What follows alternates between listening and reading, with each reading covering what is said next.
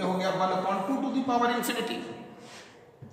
1/2 to the power infinity बहुत बड़ा infinity, तो ये वैल्यू टेंडिंग टुवर्ड्स 0 हो गया, तो इंफिनिटी पर ये 0 प्लस हो गया।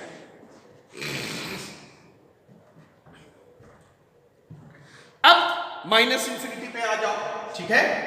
तो अगर हम लोग value half to the power x में माइनस इंफिनिटी ले लेते हैं, हमारा x जो है वो सपोज माइनस इंफिनिटी है,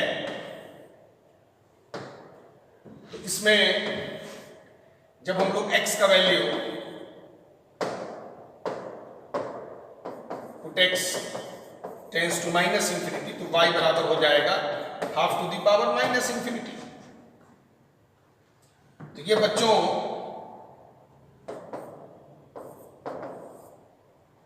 ये हो जाएगा, ठीक है। इसको आप ऊपर शिफ्ट कर दीजिए, तो ये बहुत बड़ा इंफिनिटी हो जाएगा। या इसको ऐसे भी कर सकते हो, जैसे half to the power infinity है, तो ये माइनस इंफिनिटी है, तो 2 to the power -1 minus infinity, तो 2 to the power infinity tending towards 0, तो माइनस इंफिनिटी पे प्लस इंफिनिटी हो गया। तो आई थिंक ये वैल्यूज आप लोगों को अच्छे से क्लियर हो गई होंगी। Half to the power x का जो ग्राफ है वो माइनस इंफिनिटी पे प्लस इंफिनिटी से स्टार्ट होगा, और x टेंस टू इंफिनिटी पर वो 0 प्लस पे फिनिश होगा। तो अब इन वैल्यूज को मैं xy प्लेन पर रिप्रेजेंट करना है, तो आप लोग इस ग्राफ को ऑब्जर्व करिएगा जरा। ये हमारी वैल्यूज है। अब इन वैल्यूज को मैं जरा साइड में कर देता हूं, और अब आप लोग इसको जरा ऑब्जर्व करिएगा। तो xy प्लेन पर मैं इन वैल्यूज को रिप्रेजेंट करता हूं। तो पहले ओरिजिन के आसपास की वैल्यूज को आप ऑब्जर्व कर लें। 0 पर ये 1 है बच्चों, 1 पे हाफ है, ये 1 है, 1 पे वैल्यू हाफ है, 0 पे 1 है। फिर 2 पे और कम हो गया, 2 पर ये 1/4 पहुंच गया। इंफिनिटी पे 0 प्लस हो गया, ये वैल्यूज हैं। इधर -1 पे 2 हो गया,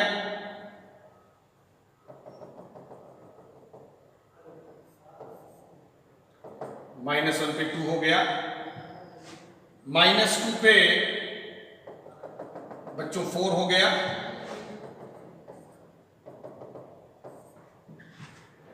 ठीक। फिर से एक बार देख लें, 0 पे 1 है, 1 पे हाफ है।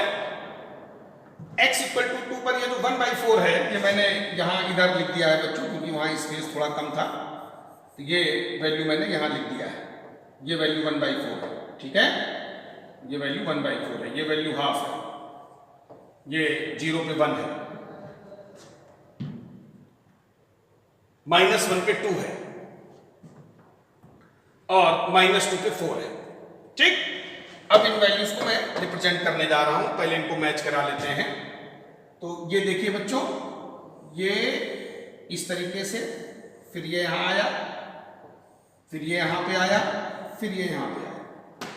ये ओरिजिन के आसपास की कुछ वैल्यूज हैं जिनको मैंने रिप्रेजेंट किया है।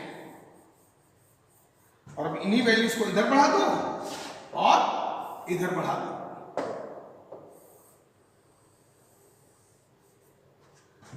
ये x एक्सिस को नहीं कट करेगा, क्योंकि इंफिनिटी पर वो 0 प्लस रहना है।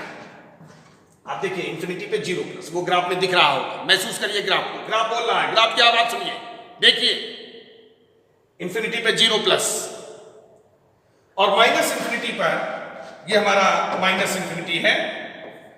माइनस इंफिनिटी पर धीरे धीरे वो इंफिनिटी को छूने की कोशिश कर रहा है। बैठिए ग्राफ तक, बैठिए, महसूस करिए, देखिए बच्चों, चलिए चल के देखिए। जैसे जैसे x बढ़ रहा है, आप बैठ के देखिए ग्राफ पे, वैसे वैसे देखिए y घट रहा है, x बढ़ रहा है, y घट रहा है, यानी डिक्रीजिंग नेचर का ग्राफ होगा जब हमारा एक्सपोनेंशियल का बेस फ्रैक्शनल होगा। लेकिन एक चीज आप महसूस कर रहे होंगे कि बेस चाहे 0 से 1 के बीच हो, चाहे 1 से बड़ा हो, एक चीज पक्का है, वैल्यू वो हमेशा पॉजिटिव ही देगा। जैसे हमने 2 टू द पावर x में भी वैल्यूज निकाल के देखा था, half to the power x में भी वैल्यूज निकाल के देखा, x चाहे नेगेटिव हो चाहे पॉजिटिव हो, जो आउटपुट है देखिए वो आप ऑलवेज पॉजिटिव आ रहा है। पूरा का पूरा ग्राफ हमारा x एक्सिस के ऊपर है और x एक्सिस के ऊपर आपको हमेशा पॉजिटिव y मिलेगा। तो जो एक्सपोनेंशियल का वैल्यू है वो आप देख रहे होंगे यहां भी पॉजिटिव आ रहा है। तो इसीलिए जो वैल्यू ऑफ एक्सपोनेंशियल होता है